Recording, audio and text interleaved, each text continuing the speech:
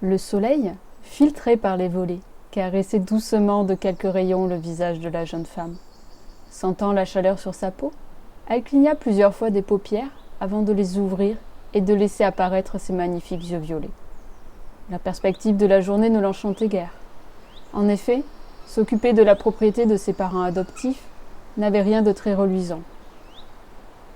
Cependant, Aymina se leva, bondissant presque de son lit, et se dirigea vers sa coiffeuse. Devant son miroir, son regard s'attarda sur les reflets roses qui scintillaient dans ses iris, alors éclairés par le jour. Puis, découvrant comme chaque matin sa crinière blonde ébouriffée, elle se munit de sa brosse afin de la dompter. Après quelques minutes, cette fougueuse crinière se transforma en fil d'or ondulé. Elle ne les noua pas comme le faisaient les autres jeunes femmes. Elle préférait que sa chevelure soit à l'image de ce qu'elle était, un esprit libre. Ensuite, Aymina se débarrassa de sa chemise de nuit blanche, enfila sa jupe de cuir pourpre, longue à mi-cuisse, et mit son corset d'un cuir teinté de rose et violet, qui semblait avoir été créé sur mesure pour elle, afin de mettre en valeur ses yeux. Elle se dirigea vers son lit, se mit à genoux et tira ses bottes d'en dessous. Elle glissa ses pieds à l'intérieur. Aymina était enfin prête à attaquer sa journée. Avant de fermer sa porte, la Lécantienne jeta un dernier coup d'œil dans sa chambre afin d'être sûre de n'avoir rien oublié. Son lit était fait, les rideaux tirés permettaient à la lumière d'éclairer la pièce. Étonnamment, aucun objet ne traînait sur le plancher. Son regard balaya les lieux de gauche à droite. Elle aperçut son sac de toile sur son petit bureau en chêne. Elle s'empressa d'aller le récupérer. Cette fois, elle en était certaine, elle avait tout. Aymina ferma donc sa porte. Le vieux plancher craquait à chacun de ses pas. Il lui fallait alors marcher furtivement. Malgré cela, les planches émirent un craquement sourd.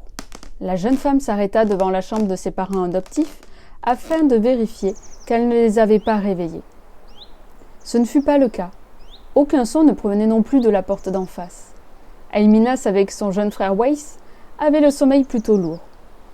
Convaincue que toute la maisonnée dormait à point fermé, elle se remit à avancer et dévala l'escalier un à un, en faisant tout de même attention à ne réveiller personne.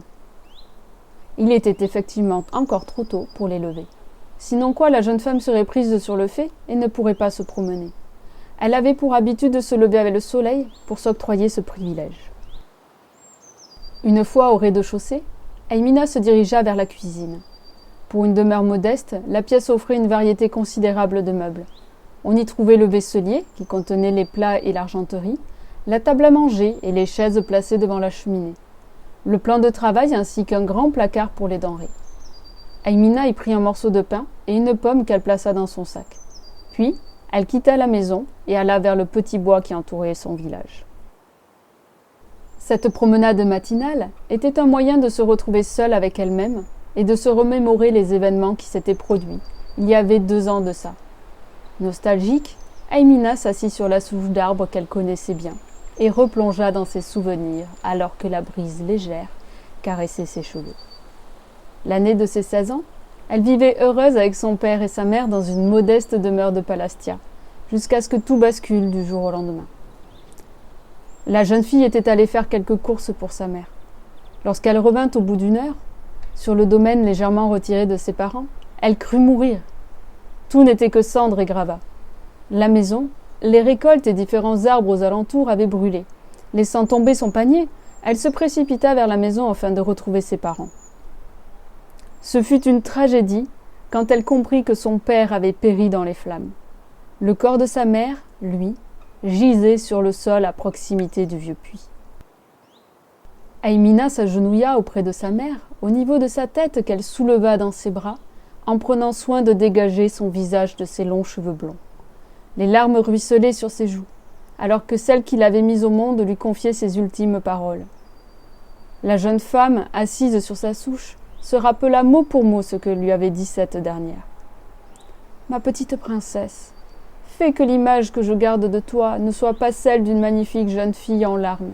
Vite, sèche-les et écoute-moi bien.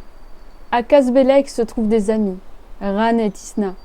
Rends-toi chez eux, Raconte-leur qui tu es et ce qu'il vient de se passer. Ils prendront soin de toi, ma chérie. Je sais que tu es promise à un fabuleux destin. Ne laisse personne te dire le contraire et prendre des décisions fondamentales à ta place. Tu es seule maîtresse de ta vie. Mina, je serai toujours fière de toi, mon petit chat. » Et sur ces derniers mots, la mère d'Aymina s'éteignit et la jeune fille fondit en sanglots. Dès lors, elle était orpheline. Alors que la voix de sa mère se dissipait peu à peu, la jeune femme ravala ses larmes afin de tenir la promesse qu'elle avait faite à la personne qu'elle aimait le plus au monde. Une question restait cependant dans l'esprit d'Aymina depuis ce jour. Cet incendie qui avait ravagé sa vie, était-il un accident ? Elle espérait toujours obtenir une réponse, mais qui pourrait bien la lui donner ?